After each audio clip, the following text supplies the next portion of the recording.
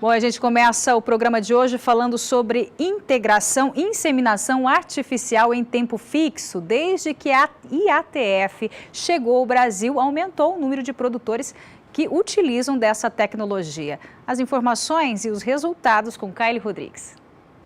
Eu estou com o João Paulo Barbuio, que é mestre em reprodução animal, e o assunto a partir de agora que a gente trata com ele é sobre os fatores que interferem no resultado final da IATF. João, quais são esses fatores? Responde pra gente. Tá.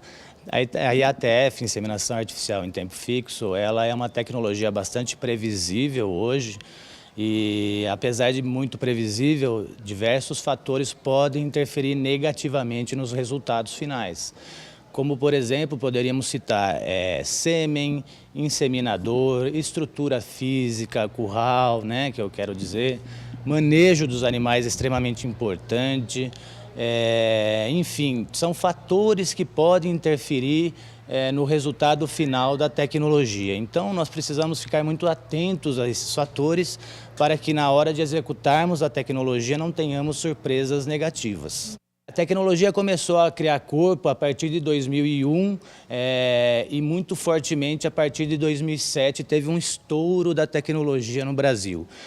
Então, enquanto em 2002, 2003 nós tínhamos 100 vacas inseminadas em tempo fixo, hoje nós temos ao redor de 10 milhões de vacas. Isso demonstra o potencial que a tecnologia traz para as propriedades no Brasil. Os criadores têm utilizado, então, o sistema? Muito, muito mesmo. Inclusive, quando chega na época de estação de monta, a demanda nossa de técnicos a trabalho em prol da tecnologia, ela aumenta demais. E falando agora de custos, como que essa tecnologia ela se apresenta aí para o produtor? É baixa, é média? Quando foi lançada, em comparação a hoje, o custo diminuiu muito e se tornou extremamente acessível em função de todos os benefícios que traz a tecnologia. Então, quando a gente considera a diminuição de intervalo entre partos, possibilidade de aumento de animais nascidos em inseminação artificial, ganho genético, tudo isso daí, o custo é irrisório da tecnologia. É uma tecnologia que veio para ficar, você avalia assim? Com certeza, isso eu já não considero uma tecnologia, mas sim uma ferramenta de manejo. João, muito obrigada pelas suas informações, pelos esclarecimentos que você repassou para a gente, tá? Kaile Rodrigues, para o SBA. O nosso assunto na área de saúde animal é o controle de verminoses nos rebanhos bovinos. Acompanhe a entrevista que Walter Pulga Júnior fez com o médico veterinário da MSD Saúde Animal.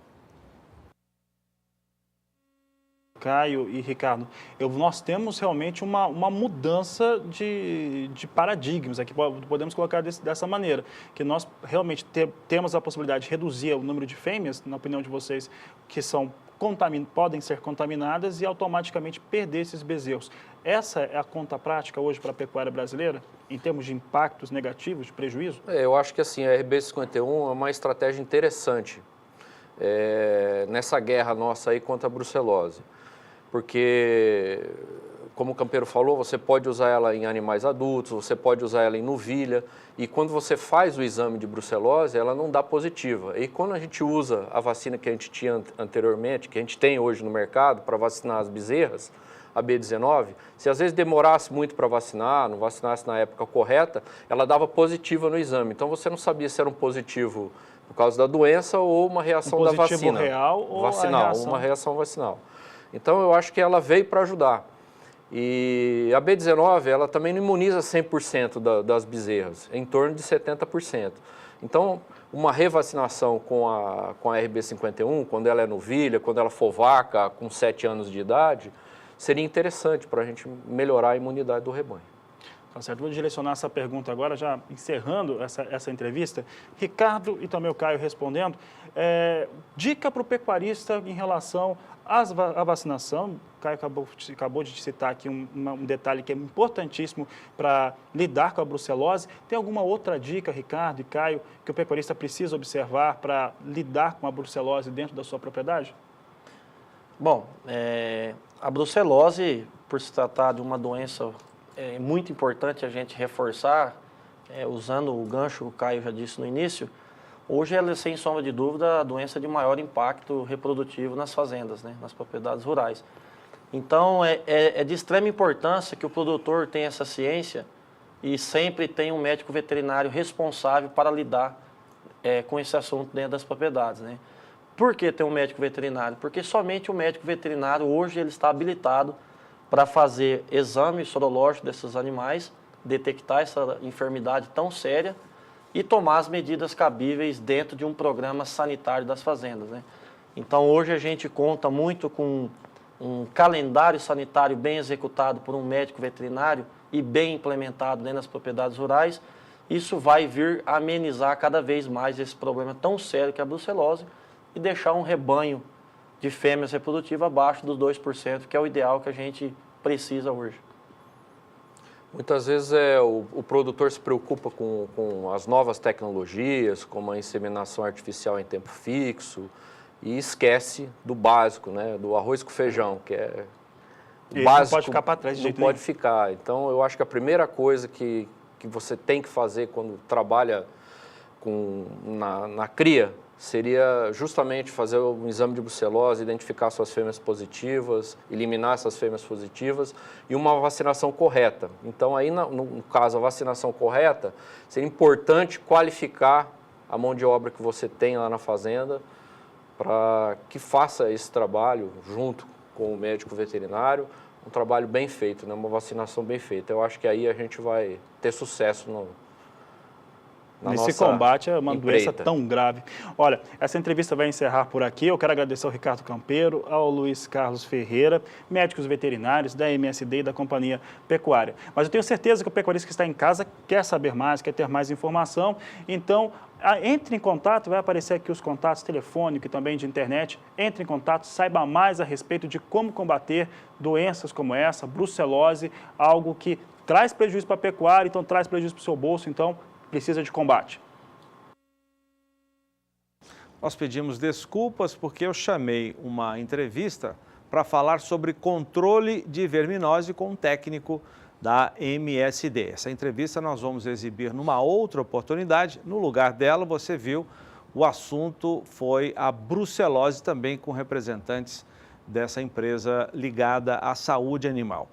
Depois do intervalo comercial, as informações de mercado direto da Bolsa em São Paulo.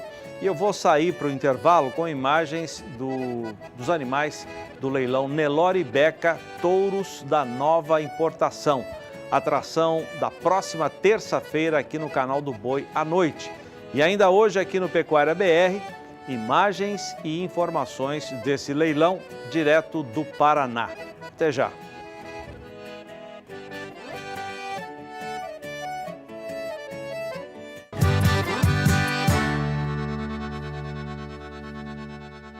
E a partir da próxima segunda-feira, o produtor rural poderá contar com recursos para financiar a próxima safra agrícola.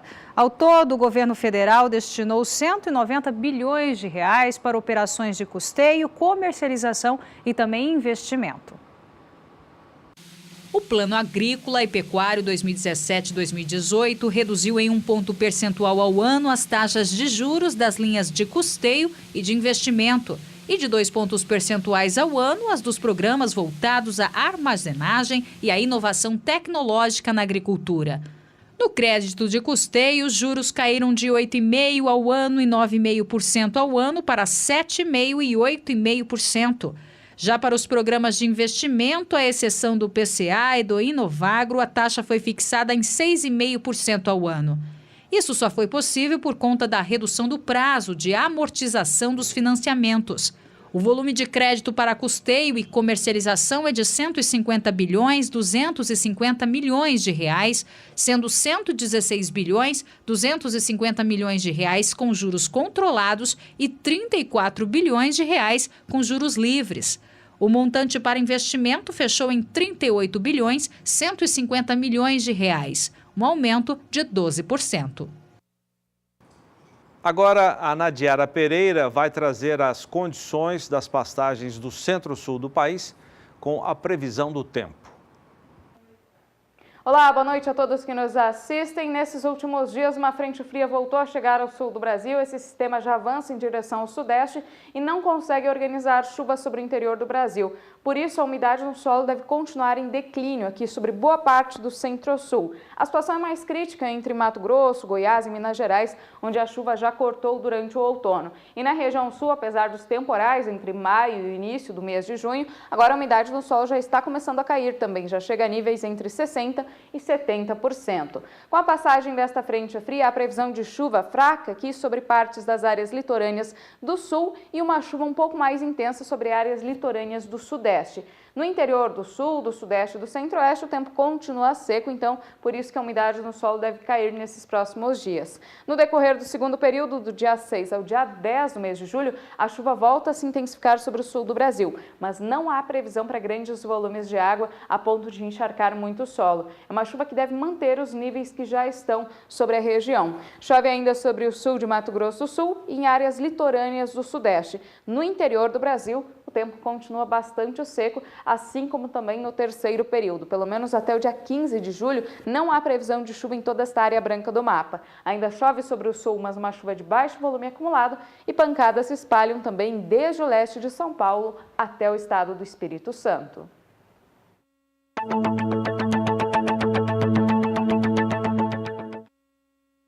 Precisão na hora de alimentar os animais confinados. Na fazenda Giruá, do grupo Eros Felipe, para tratar essa boiada toda, que soma 8.000 cabeças, é preciso agilidade e eficiência. Há 10 anos, os misturadores da Casale ganharam espaço na propriedade. Hoje, para os tratos diários, a equipe da fazenda conta com o apoio do Rotor Mix 200 e do Rotor Mix 250. São divididas em 4 servidas, né? Cada servida é dividida por roteiro, cada roteiro tem suas quantidades de piquete, que é fracionado por piquete a distribuição da ração. O objetivo do trato é você ter um ganho de 1 em 400 dias para os animais machos e 1 quilo para os animais fêmea. Os animais entram no confinamento pesando em média 300 quilos e saem com aproximadamente 480 quilos. O tempo de permanência varia de 90 a 120 dias. Antes de chegar até os piquetes, o caminhão é abastecido com os insumos. Neste caso, silagem de capim, farelo de milho, caroço de algodão, ração e água. Observe que em cada etapa, o misturador emite um apito, indicando que a quantidade de produto atingiu o nível desejado. A tecnologia da Casale é essencial para quem quer diminuir o desperdício, fornecendo uma dieta ideal para os animais. A vantagem é você ter um controle sobre o consumo de cada piquete. Que vai maximizar a sua operação, facilitando assim você fazendo previsões futuras em relação a insumos, ingredientes que você pode estar fazendo aquisição de compra futura para você ter no seu estoque. A vantagem é o controle que você vai ter melhor sobre sua operação, né? O que está consumindo, o gasto seu, o que você vai estar produzindo por arroba.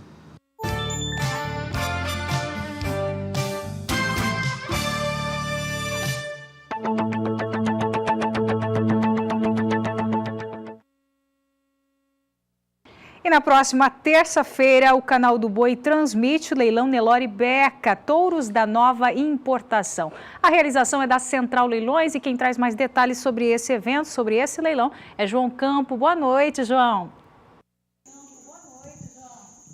Boa noite, Renata. Muito bom falar com você, com toda a nossa audiência. Boa noite, amigo pecuarista sintonizados nas lentes que mais informam a pecuária brasileira de bons negócios, muito proveito. É sempre o SBA, meu amigo Zaidan, minha amiga Renata. Olha, eu estou aqui agora, nós alternamos durante a semana inteira aqui no Nelore Beca, entre apresentações, então nosso ponto comercial, e também, claro, pontos técnicos, debates técnicos. Conversamos com o pessoal que é responsável pela nutrição, conversamos também com o pessoal responsável pela fertilidade, pelos exames andrológicos. Recebemos o deputado Pedro Lupion aqui para falar um pouquinho mais da Comissão da Agricultura do Estado do Paraná, a qual ele é presidente. Tivemos também com Geraldinho Melo, que na época, então, prestou serviço à CNA e foi à Índia vistoriar os animais. Agora, tudo disso não valeria nada se esses animais não fossem controlados, registrados pela Associação Brasileira dos Criadores de Zebu. Eu estou aqui com o Dr. Carlos Costa, ele que é o técnico, médico veterinário e técnico da ABCZ, responsável pela certificação, pelo controle de todos esses animais. Muito boa noite, doutor. Boa noite. Boa noite. Primeiro ponto, há quantos anos, né, nós conversamos em off aqui, mas passa para o nosso pessoal o know-how, a experiência. Há quantos anos com Zebu, há quantos anos com Nelore, doutor? Olha, eu comecei a trabalhar com Nelore em 64, com meu pai, e meu pai era o técnico da BCZ na Sociedade Rural do Paraná. E eu trabalhava com ele, fazia parte de escritório. Começou em 64? 64. Idade do meu pai. Então faz muito tempo que está nessa vida e vendo o Zebu. E o senhor acompanhou todas as mudanças, né? Desde a importação de 62, o bem que fez esse gado para o até então rebanho Nelore brasileiro, né, doutor? Verdade. Aí agora com essa última importação, eu acho que a gente pode esperar muita coisa, né? No resultado, principalmente quando trazido para o rebanho nacional, né, doutor Carlos? Vocês viram aí, inclusive, a progenie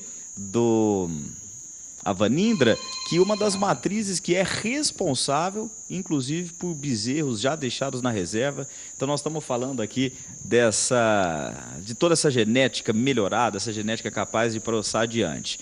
E com a família Lupion, doutor, desde quando? Há quanto tempo o senhor já presta serviço ao deputado Beca, à família Lupion? Olha, eu conheço o deputado há mais de 40 anos. O pai dele, João Bucão, já trabalhava com o João Bucão. E o deputado a vida inteira ele foi apaixonado pelo Nelore. Sempre foi um incentivador, sempre gostou do Nelore. Ele gostou tanto que ele fez questão de encabeçar, enfim, trabalhar para poder trazer essa nova genética para o Brasil. E agora já falando mais especificamente dessa nova genética das fêmeas, dos machos, dos animais lei, o que o senhor, como técnico da BCZ, tem a acrescentar para a gente, para a nossa audiência, o que pode ser um diferencial dessa linhagem, doutor? Olha, os animais são precoces, eles têm as fêmeas, como na Índia não se come carne e se come leite e queijo, eles selecionaram muito para leite. Os animais, as fêmeas são leiteiras. Ele está fazendo um trabalho aqui de área de olho de lombo e marmoreio, que pelo fato das vacas serem leiteiras, esse tem um alto índice de marmoreio, que é o melhoramento da carne, nós precisamos melhorar a carne do Nelore. E outro ponto que eu creio que é ponto-chave também desse trabalho, doutor, o senhor pode até falar um pouco mais para a gente, que durante toda a semana aqui discutiu-se abertura de sangue. Então nós estamos trazendo animais que não têm nenhum parentesco com os animais aqui dentro do rebanho brasileiro, e isso tem dois pontos. Primeiro, obviamente, você foge de uma endogamia. E outro ponto, que você passa a ter até uma heterose dentro da mesma raça de duas linhagens distantes, né, doutor? Não, perfeitamente. Eu acho que isso aí é a base, é fundamental. Eu acho que isso é mais uma opção para a raça Nelore. É uma boa opção. E os cruzamentos, têm mostrado nos cruzamentos que os animais são excelentes. Olha essa fêmea, por exemplo, doutor. Essa fêmea ela é uma fêmea que a gente aqui costuma chamar de meio sangue, que ela é filha de um touro lei com a vaca PO nacional. Olha o que é heterose. Olha a carcaça que tem. Ela tem 15 meses e quase 400 quilos. Essa é a grande oportunidade que os criadores vão ter de ter um animal puro para fazer um cruzamento e a amostra está aí. Os animais são excelentes, com carcaça, completamente diferente. Exatamente, com essa modernidade, né? Apesar de ser uma linhagem que não foi trabalhada como a brasileira e selecionada, a hora que abre o sangue, olha o que vira. Não, realmente, os animais os meios-sangue são excelentes. Eu acho que essa é uma grande oportunidade para os criadores brasileiros ter uma opção de abertura de sangue novo.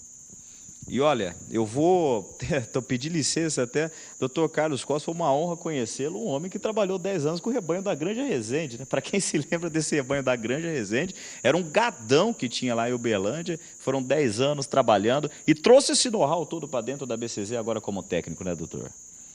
Eu trabalhei na granja, eu fui montar o programa de inseminação da granja, mas a BCZ já tem o know-how dela, já. Eu não vim acrescentar nada, não. Acrescentou sim. Doutor Carlos, muito prazer em conhecê-lo, foi uma honra, obrigado de ter disposto, inclusive, de estar aqui e falar um pouco conosco. Eu que agradeço e espero que o leilão tenha um bom sucesso e parabéns para o Beca pelo que ele conseguiu, que ele está conseguindo dentro da pecuária brasileira. Obrigado, doutor Carlos. Eu que agradeço. É isso aí, gente. Então, essa é parte da semana do Nelore Beca, onde nós temos papos descontraídos, conversando sobre genética, sobre história do Nelore. Doutor Carlos aqui desde 1964, trabalhando com o Nelore, participou, hoje registra pela BCZ, mas foi um grande médico veterinário em plena atividade, trabalhou com o programa de inseminação de um dos rebanhos, que até hoje é renomado no Brasil, e agora trabalha com outro rebanho, que indiscutivelmente treme o chão. Faz todo mundo prestar atenção no trabalho que o deputado Beca Lupion fez durante 20 anos praticamente com a importação e que agora começa a disponibilizar os frutos desse trabalho na forma de reprodutores 100% genética lei. Gente, use a genética lei nas fêmeas PO nacional, esse tipo de fêmea que você vai produzir, que vocês viram agora. E temos sêmen também, viu? Teremos oferta de sêmen também na terça-feira, a partir das 20 horas e 30 minutos, aqui no canal do Boi. E claro, vale sempre lembrar, estaremos aí ao vivo no Espaço Gourmet e quem puder estar presente conosco em Campo Grande, vai ser um prazer imenso recebê-los. Eu fico por aqui agora, Renata, quero mandar um grande abraço para vocês, boa sexta-feira. Eu volto ainda. Volto na batida do martelo com mais informações e a apresentação de alguns lotes desse grande trabalho do Nelore Beca. É com você, Renata. Obrigado. Tá certo, João. Um abraço para você também. Sucesso aí. Bom, e a gente sai para um breve intervalo comercial com imagens dos animais, desses animais que serão ofertados na próxima terça-feira, às 8h30, horário de Brasília, aqui pelo canal do Boi. Nelore Beca, touros da nova importação. Nós já voltamos.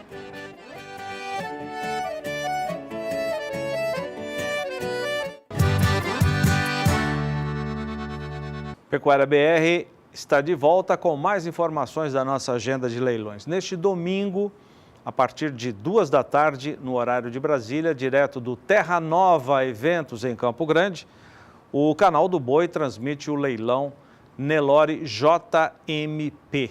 Oferta de mais de 100 reprodutores Nelore, tem bezerras, tem prenheses e ainda 500 animais de corte também na oferta. Direto do centro de eventos, a repórter Miriam Valadares conversou com o assessor do leilão, o Geraldo Carvalho. Vamos acompanhar.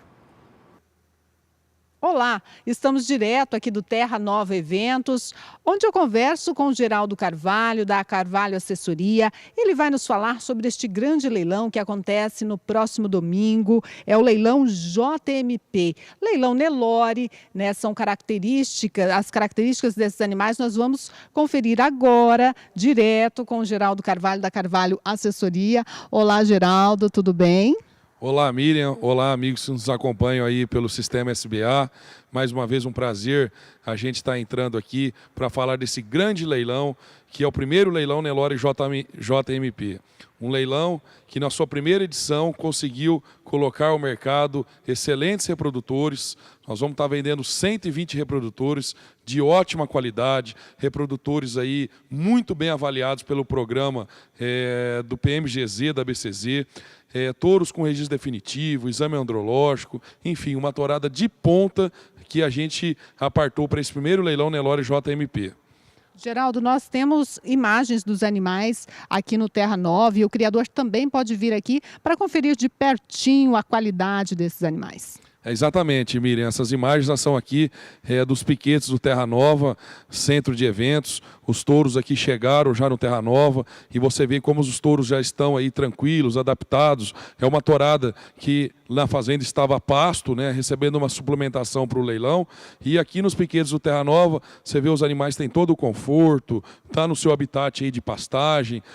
Você vê que é uma tourada calma, uma tourada mansa e uma tourada aí muito bem avaliada. A seleção do Nelore JMP prioriza as características econômicas dos animais da raça Nelore, que é a musculatura evidente, um ganho de peso aí, um ótimo ganho de peso dos seus animais, comprimento de carcaça, arqueamento de costelas, uma tourada com ossatura forte, uma tourada com racial aí bonito, filhos de touros avaliados, né, os touros pais desses touros que nós vamos vender, nós temos aí filhos do Bitelo DS, temos filhos do Jabriel, temos filhos do Donato de Inaviraí, funcionário de Inaviraí, Rambo, da Mundo Novo, enfim, o que tem de melhor aí em avaliação genética, nós temos filhos desses principais touros com grandes matrizes, que a seleção do Mauro Cristianini, o Nelore JMP, investiu ao longo desses 3 anos de seleção, investiu aí em grandes matrizes de grandes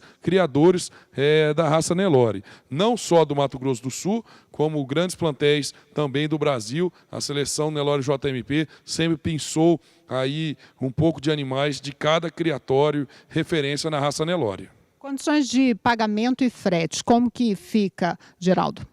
Ô Miriam, para os reprodutores, são 120 reprodutores, a condição de pagamento é 24 parcelas, que é a condição aí dos grandes leilões de reprodutores, são 24 parcelas e nós vamos ter uma condição especial de frete para esse leilão. Os amigos que nos acompanham aqui do Mato Grosso do Sul, a partir de um touro, comprando um touro, já vai receber dentro do estado do Mato Grosso do Sul, obviamente dentro da malha rodoviária. E para os outros demais estados, para as outras regiões do Brasil, carga fechada, que são 14 touros, que é uma tourama aí pesada, né? Então são 14 touros no caminhão-truque, a partir de 14 touros, né? Que é uma carga fechada, 1.000 quilômetros de frete free.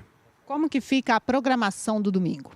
Ô Miriam, a programação no domingo, a partir das 10 horas, aqui as porteiras aqui do Terra Nova, as portas estarão abertas para os amigos virem, fazerem a vistoria dos animais, dos reprodutores. Ao meio-dia, horário do Mato Grosso do Sul, nós vamos servir o almoço. Então, venham, tragam a sua família, nós vamos ter aí um delicioso almoço a partir do meio-dia, horário do Mato Grosso do Sul, e às 13 horas inicia-se o grande leilão Nelore JMP. Nós vamos iniciar com a bateria de animais elite, são prenheses das grandes doadoras da seleção do Mauro Cristianini. Na sequência, nós vamos vender um gado de corte de convidados da seleção do Nelore JMP, aproximadamente 500 animais de corte, animais oriundos aí de grandes plantéis aqui do Mato Grosso do Sul, como o Nelore 42, a Fazenda 3R, a Pecuária BR. O gado de corte será em 3 parcelas. O gado de corte será pregoado em 3 parcelas. E acabando o gado de corte, inicia-se o grande leilão do Nelore JMP, reprodutores. 120 reprodutores que os amigos vão ter a oportunidade aí de fazer grandes negócios. Ok, muito obrigada, Geraldo. Voltamos ao estúdio do SBA. Tá certo. Agora vamos de mercado de insumos. Vamos saber como ficou o preço do milho hoje, direto da Bolsa de São Paulo, com a Rafaela Favro. Mas antes, né, Rafa? Qual o fechamento da moeda americana nesta sexta-feira? Boa noite para você. Boa noite, Renata. Boa noite a todos que nos assistem. Olha, o dólar hoje acabou fechando o mês e o semestre. Por isso teve muita movimentação aqui no mercado financeiro de câmbio. Muitos investidores fazendo suas compras, já se preparando para o próximo semestre aqui no Brasil. Foi um dia de alta leve para o dólar, apesar de toda essa movimentação no mercado financeiro, porque aqui no Brasil estamos sem muitas novidades no campo político e econômico hoje. E aí o dólar acabou acompanhando o mercado externo e teve essa leve alta. A moeda fecha o semestre, então, acima de R$ 3,30, dólar negociado a R$ 3,31 mais 40, e a alta é de 0,18% hoje, dólar registrando essa leve alta no fechamento do mês.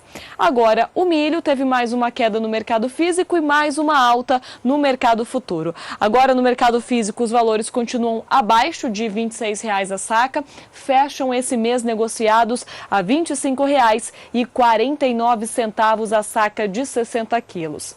Mas o mercado futuro acabou sendo influenciado hoje por questões externas. Lá nos Estados Unidos, o preço do milho teve uma forte alta porque o Departamento de Agricultura norte-americano confirmou uma área plantada menor do que no ano passado. Isso quer dizer menor produção lá nos Estados Unidos. Então, o Brasil pode ganhar espaço no mercado externo. Isso acabou sustentando as cotações no mercado futuro. O contrato de julho, a R$ 25,55 a saca, tem alta de 0,16%. Para setembro, R$ 25,84 a saca, alta de 0,82%. Contrato de novembro, R$ 26,80 a saca, alta de 1,06%. E o contrato de janeiro de 2018, R$ 27,30 a saca, a alta é de 1,26%. A gente percebe mesmo que as maiores altas são mais para o final do ano, que é justamente quando começa a entrar a safra norte-americana no mercado internacional. Então, um cenário um pouco mais positivo aqui para o Brasil, já que a safra brasileira tende a ser bem maior do que a passada. Bom, volto com vocês aí nos estúdios em Campo Grande. Daqui a pouco os mercados de boi e de bezerro. Tá certo, Rafa. Bom, agora fica a cotação do milho em todo o país.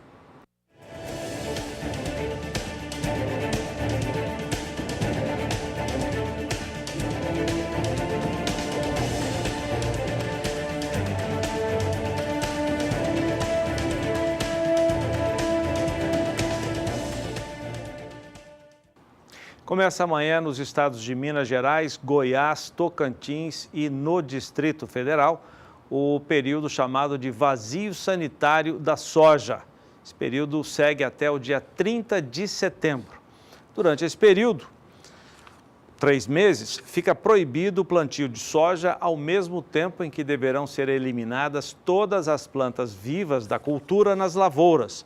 O objetivo é prevenir e controlar a ferrugem asiática, uma praga que destrói as plantas infectadas, com prejuízos para os produtores, para a economia e para o abastecimento do mercado. Os produtores que desrespeitarem o vazio sanitário ficam sujeitos a multa que varia de acordo com o estado da cultura. Confira agora a cotação da soja em todo o país.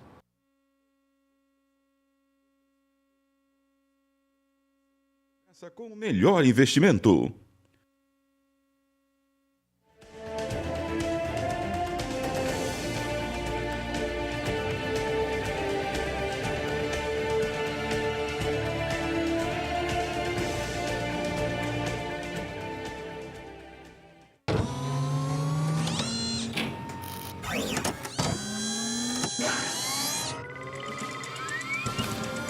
Rox é um inseticida sistêmico para o tratamento de sementes. Ele protege a raiz e a parte aérea da planta contra as pragas iniciais, com excelente arranque e velocidade na emergência.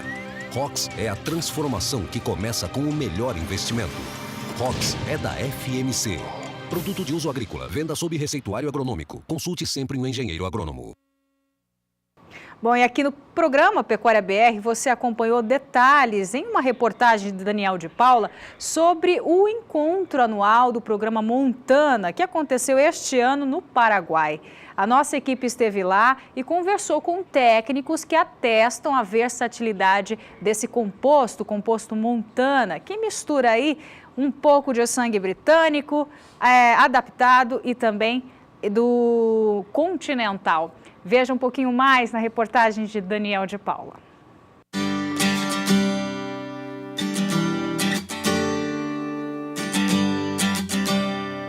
Aqui está o Montana, um composto tropical, uma raça criada para produzir carne a campo e que se tornou intocável para esses criadores. Mas o que tem esse animal de tão especial e que faz tanta gente acreditar nos seus resultados?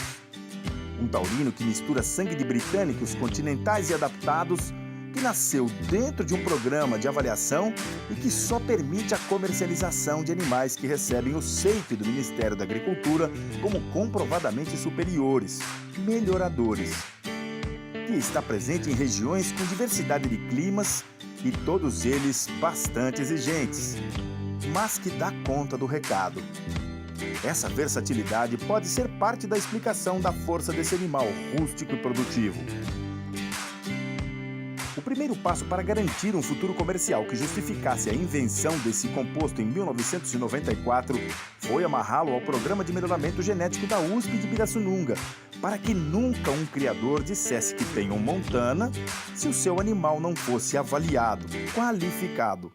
É um projeto que foi concebido para selecionar animais através das mais modernas tecnologias disponíveis para aquelas características que interessam para a produtividade de uma pecuária. E, em segundo lugar, acasalar essas diversas linhas ou até mesmo raças, procurando explorar ao máximo o fenômeno da heterose, ou seja, o vigor híbrido. Ou seja, é um programa que foi concebido para levar para os diversos nichos da pecuária brasileira, seja o sul, seja o centro-oeste, sudeste, norte, até mesmo nordeste, animais que, pela sua variabilidade, podem ser escolhidos para os diversos sistemas de produção. Dali para frente, usando cada um no seu rebanho ou vendendo somente os animais que se desempenhassem entre os 26,5% melhores de cada safra, o Montana foi se garantindo ao longo das gerações.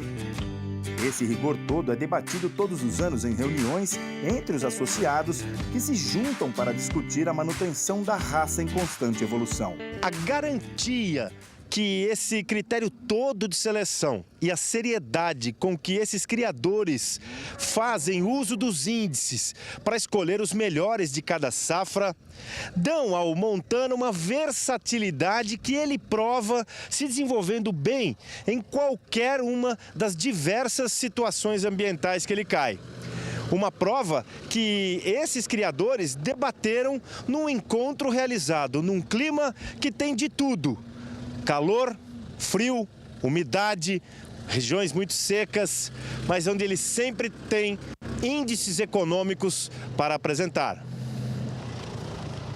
Essa flexibilidade é tudo que a gente busca com o composto, tudo que a gente busca com essa raça que foi trazida, nasceu no Brasil, começou aqui exatamente para suprir essa necessidade de um gado completamente adaptado, que vai produzir carne de qualidade, ganho de peso, fêmeas precoces. Então são uma diversidade enorme de ambientes em que o Montana consegue se encaixar e continuar produtivo. O Montana é uma das poucas opções da pecuária onde você pode escolher reprodutores que tragam benefícios para a sua produção, para o seu sistema de produção, para produzir carne, né?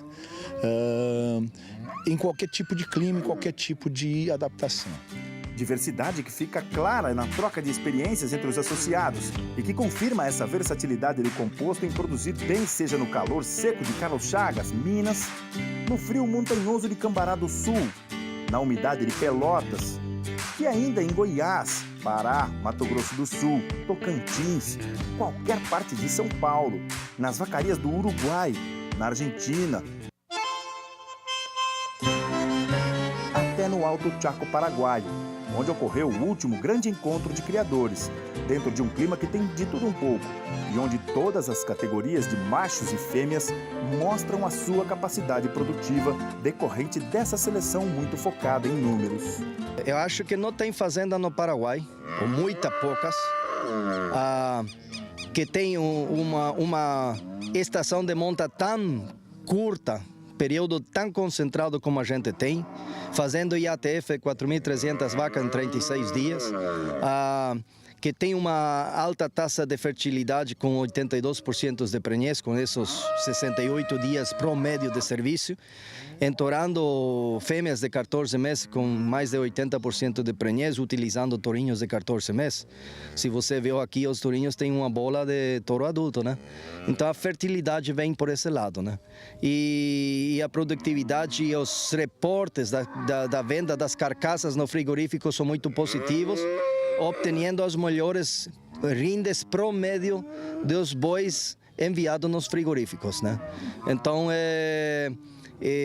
são aspectos que na teoria os cientistas descobriram que a gente está aplicando na prática. E que dá resultado econômico. Dá resultado econômico. A vaca mais econômica, uma vaca mais moderada, com mais fertilidade, e o índice de eficiência de desmame comparado com o peso adulto da mãe e a longevidade da mãe e um terneiro a mais na vida que a média no Paraguai, isso dá um resultado diferenciado. Além da qualidade da carne. Além da qualidade da carne, né?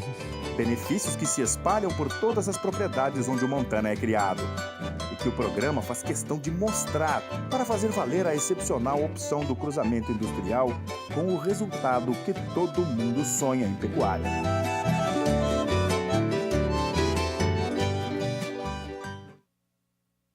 Daqui a pouco, depois do intervalo comercial, as informações do mercado pecuário fechando esta semana. Até já!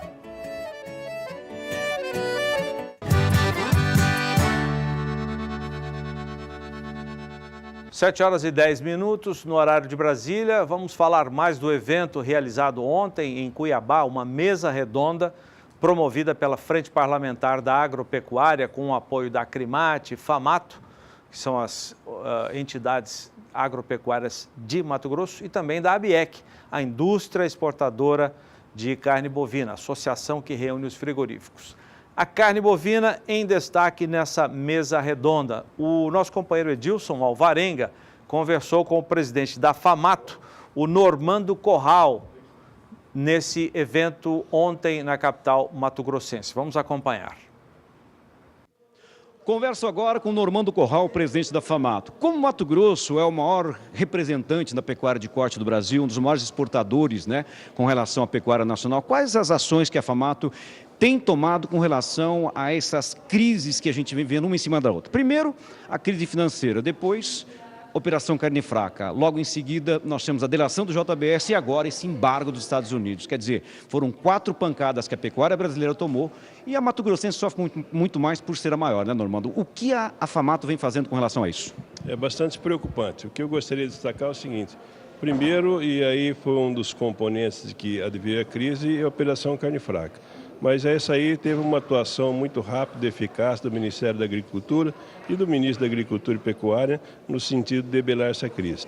E conseguiu de maneira bastante rápida, com bastante sucesso. Se não com 100%, mas conseguiu quase todos. Então permanecemos com o mercado externo e o nosso grande mercado, que é o mercado interno, que representa quase 80% de toda a carne bovina produzida no Brasil. Esse mercado está abalado, esse veio pela crise econômica, desemprego, mais de 15 milhões de desempregados, aqueles que estão empregados não estão numa situação de folga de caixa para poder comprar algumas coisas que eles acham que são muito caras, a carne, uma delas, carne de boi. Então isso aí vem debilitando o mercado, mas tinha certa estabilidade. O que aconteceu agora de mais grave foi no caso da delação do Joesley, que é um dos donos, o maior acionista, ele com seu irmão Wesley, na delação que fez para o Ministério da Justiça, o Ministério Público, sobre essa questão política. Isso aí teve um abalo realmente enorme, o efeito pode ser devastador. Nós tivemos queda de preço, os pecuaristas não estão confiantes em vender para o JBS nesse momento, com receio de tudo que está acontecendo, de que possa acontecer alguma coisa, recuperação judicial, etc. E aumentou a oferta para os outros. Com o aumento da oferta para os outros diminuições do JBS, é claro que o preço caiu.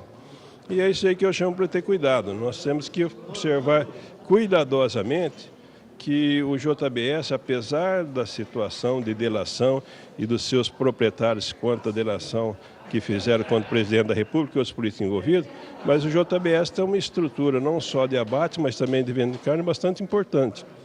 E isso aí, na minha opinião, tem que ser preservado, se não com eles, com outros, mas é uma estrutura importante. E é hora de muita cautela para os pecuaristas, de como vender, para quem vender, cuidado com o excesso de oferta, porque, é claro, essa é uma questão do mercado, e no mercado ele é tocado a cotoveladas, como eu já ouvi dizer. E o mercado se aproveita disso. Nesse momento, você tem uma superoferta, os frigoríficos reduzem os preços e continuam vendendo no preço que tinha, quer dizer, continuam vendendo bem e continuam ganhando dinheiro. É ótimo que se ganhe dinheiro, mas é ótimo que a gente não perca dinheiro, o nosso pecuarista. Então, o que vai ser feito ainda não se sabe. A cada semana nós estamos tendo surpresas no Brasil, e surpresas não muito boas. E na pecuária nós estamos atravessando esse momento. Nós estamos atravessando um momento muito ruim, de preços deprimidos e ainda sem uma expectativa de que será o futuro. É nisso que nós estamos correndo atrás, ações como essa feita pela FPA e outros que a gente faz junto à FAMATO, junto à CNA, para que a gente consiga superar essa crise. A história nossa, não só no Mato Grosso, mas a história da agricultura e pecuária no Brasil é uma história de superação. Nós vamos ter que superar mais essa. Agora, a previsão do tempo para o centro-norte do país. Vamos saber como fica o índice de umidade do solo e as condições dos pastos com Nadiara Pereira. As chuvas têm ganhado cada vez mais intensidade sobre áreas litorâneas do Nordeste e também no extremo norte do país. Inclusive, além de aumentar a umidade no solo aqui nestas áreas, também é uma chuva com potencial para transtornos em algumas cidades. O nível de umidade no solo varia de 70% a 100%, desde o litoral da Bahia até o leste da Paraíba. Também a gente observa altos níveis de umidade no solo sobre o norte do Amazonas e também no estado de Roraima. Agora, em toda a faixa sul da região norte e principalmente no sertão nordestino, a chuva já diminuiu e o tempo seco tem se intensificado. Com isso, a umidade no solo fica cada vez mais baixa. Ao longo desses próximos dias, chove forte em áreas litorâneas do Nordeste e alerta inclusive para o risco de transtornos, especialmente entre Sergipe e o Rio Grande do Norte, onde o nível de chuva pode ultrapassar 100 milímetros até o início da próxima semana. Chove forte também no extremo norte do Brasil, com destaque para o estado de Roraima, que deve receber mais de 70 milímetros em 5 dias. No decorrer do segundo período, a distribuição da chuva não muda muito entre o norte e o nordeste. O tempo seco predomina desde o estado do Acre até o interior nordestino, mas a chuva ainda ocorre com forte intensidade sobre áreas litorâneas do Nordeste, especialmente aqui na faixa leste, e também no extremo norte do país, especialmente no estado de Roraima. Pelo menos até o final da primeira quinzena agora do mês de julho, a distribuição da chuva não vai mudar. Neste período, a chuva até diminui um pouco de intensidade, mas continua ocorrendo em boa parte das áreas litorâneas do Nordeste, especialmente em áreas produtoras de cana do leste da Bahia até o Rio Grande do Norte e também sobre o extremo norte do país, especialmente entre o norte do Amazonas e o estado de Roraima. A Frente Parlamentar Agropecuária espera ter na semana que vem o relatório final dos técnicos do Ministério da Agricultura sobre a suspensão das importações de carne bovina in natura anunciada e decidida pelos Estados Unidos. É uma suspensão temporária. Após o relatório, eles querem discutir esse assunto na Comissão de Agricultura da Câmara dos Deputados. Confira os detalhes. A Comissão de Agricultura e a Frente da Agropecuária esperam já ter detalhes do trabalho dos técnicos do MAPA na reunião prevista para terça-feira da semana que vem.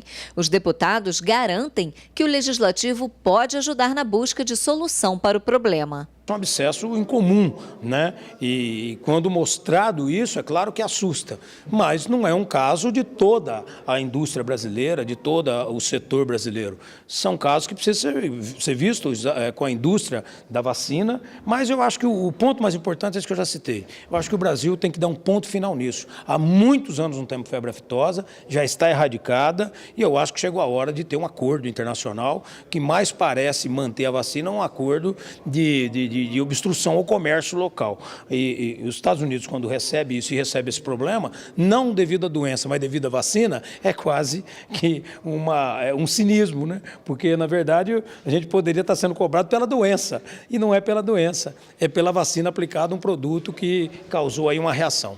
Parlamentares dos estados onde a economia depende muito da pecuária também estão na expectativa e estão aguardando dados da Secretaria de Defesa da Agropecuária para propor um debate sobre o tema na Câmara. O Brasil, como o maior exportador de carne de boi, por exemplo, do mundo, é o maior exportador de frango do mundo, o quarto exportador de suíno, lógico que ele tem um peso muito importante no cenário internacional. Por isso nós lamentamos, agora vamos fazer o dever de casa, sejam os produtores rurais, sejam o nosso governo e as próprias empresas, né, as indústrias, para poder levar carne de qualidade ao mundo inteiro. A reunião da Frente Parlamentar da Agropecuária acontece no dia 4 de julho. Camila Xavier para o SBA. Agora a gente volta à Bolsa de São Paulo com os preços atualizados do bezerro e também do boi gordo. Você, Rafa. Olha, Renata, os preços do bezerro, eles já mostravam uma melhora em relação ao mês de maio desde o início de junho. Na semana passada aconteceu uma queda mais forte, os valores vieram ali para R$ 1.070 por cabeça, só que hoje os valores mostraram mais uma recuperação, os preços tiveram nova alta, já é a terceira alta consecutiva e o valor termina o mês de junho com ganhos em relação ao mês passado. Preço do bezerro, segundo o CPEA em Mato Grosso do Sul, agora chega a R$ 1.100,69 por cabeça, uma elevação em torno de R$ 20 por cabeça nos últimos 5 dias. Já os preços do boi gordo têm variado bastante, a semana mostrou uma boa recuperação, os valores passaram de R$ 128 arroba, mas aí ontem já teve uma queda e hoje essa baixa foi um pouco mais forte. Agora o mercado do boi gordo aqui no estado de São Paulo tem negociação em torno de R$ 126,56 arroba, segundo números apurados pelo CPEA. No mercado futuro, os preços do boi gordo ficaram mais uma vez perto da estabilidade, como já tinha acontecido ontem. Apenas o contrato mais curto é que teve uma queda um pouco mais forte. Para junho, R$ 127,48 arroba, a baixa é de 0,32%. Os contratos de julho, agosto e outubro permanecem com uma alta leve de 0,09%. Julho a R$ 123,63 arroba, agosto R$ 124,06 arroba e outubro R$ 124,58 arroba. O preço para outubro nesta semana chegou a ultrapassar R$ 125 arroba, teve uma queda, mas agora termina essa semana com uma leve recuperação. Há uma grande expectativa para a próxima semana, já que todo início de mês tem um apelo maior para o consumo aqui no mercado interno, então pode ser que os preços subam. Bom, encerro por aqui essa minha participação, volto para vocês aí em Campo Grande. Tá certo, Rafa, obrigado pelas informações. Bom fim de semana para você. Taidan?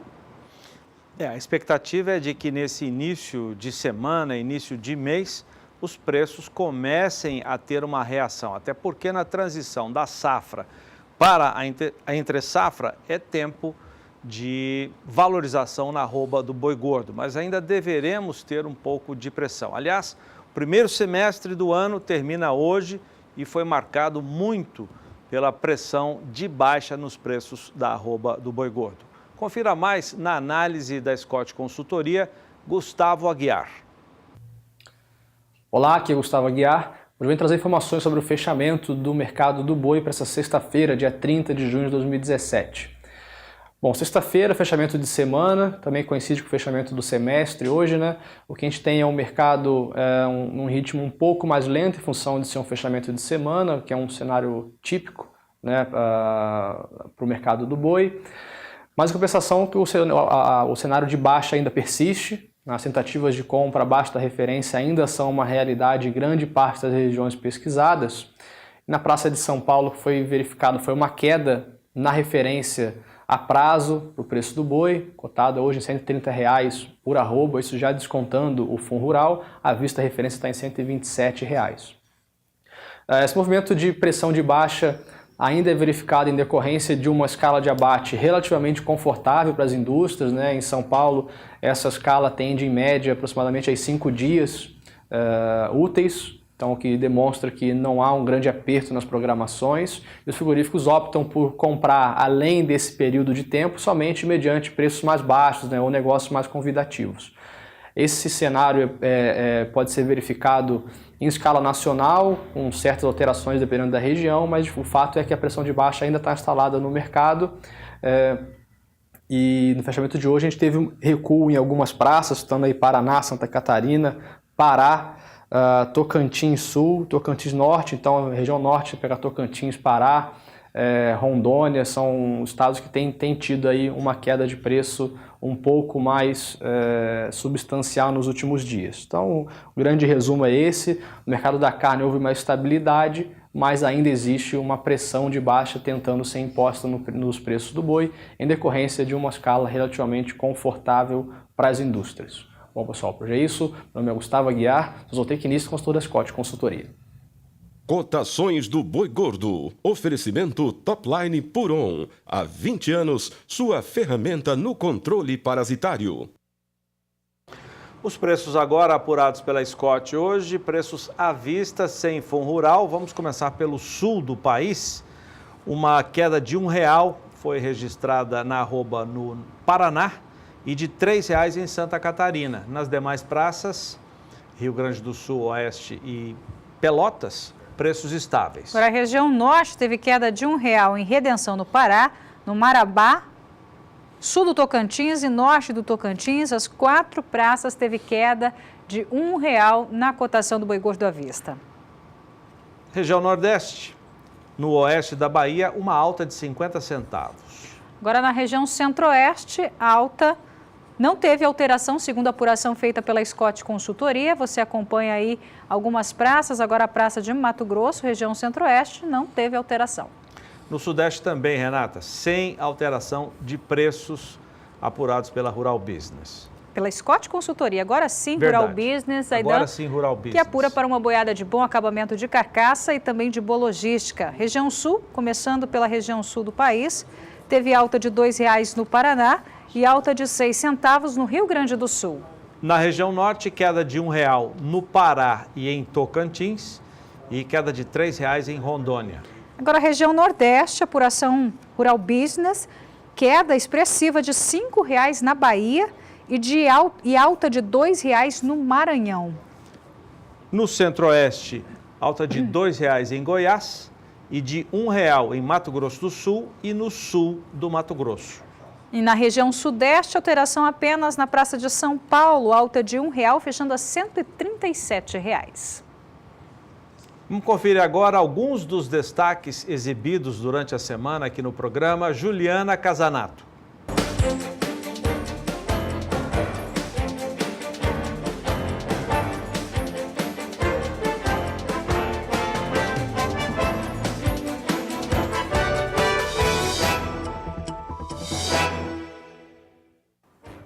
Olá a todos!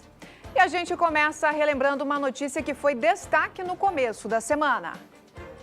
A Colômbia registrou seu primeiro foco de febre aftosa desde 2009, quando o país foi declarado livre da doença que afeta o gado. A ocorrência do vírus foi no departamento de Arauca, na fronteira com a Venezuela. O caso pode impactar as exportações de carne daquele país. A informação foi confirmada em nota divulgada pelo Instituto Colombiano Agropecuário.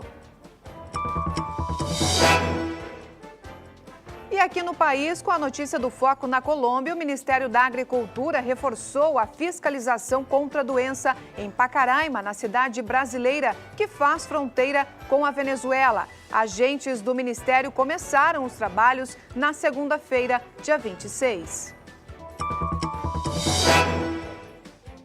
E na terça-feira, pecuaristas e agroindústrias da pecuária de corte dos Estados Unidos pressionaram autoridades americanas a estender a suspensão das importações de carne para também as carnes industrializadas. Na quarta-feira, a Comissão Mista aprovou no Senado um parecer à medida provisória que aumenta a punição para quem vender carne de má qualidade no mercado. Vai aumentar a pena para os infratores. O governo agora vai ter um instrumento maior, aplicando uma pena maior e até fechando estabelecimentos, fechando fábricas, por exemplo, para que o povo brasileiro não passe pelo vexame que nós passamos recentemente. E nesta semana, em São Paulo, aconteceu o Ethanol Summit, realizado pela União da Indústria de Cana-de-Açúcar, e é um dos principais eventos do mundo voltados para as energias renováveis, particularmente o etanol e os produtos derivados da cana-de-açúcar. João Pedro Cuti Dias esteve lá e deixa sua análise. O Brasil hoje é um grande importador de combustível. O primeiro produto nas importações do Brasil chama-se óleo diesel. O quinto sexto é gasolina. Etanol, que era um produto que nós saímos da frente, desenvolvemos tecnologia e tal, hoje aumentou 500% praticamente em relação ao ano passado as importações de etanol de milho dos Estados Unidos. Ou seja, o que se mostrou lá é o seguinte: o Brasil caminha para ficar cada vez mais dependente de produtos importados. esses foram os destaques da semana. Mais informações você encontra através do nosso canal no YouTube ou, se preferir, pela internet, acessando o sba1.com. Bom fim de semana a todos e até a próxima.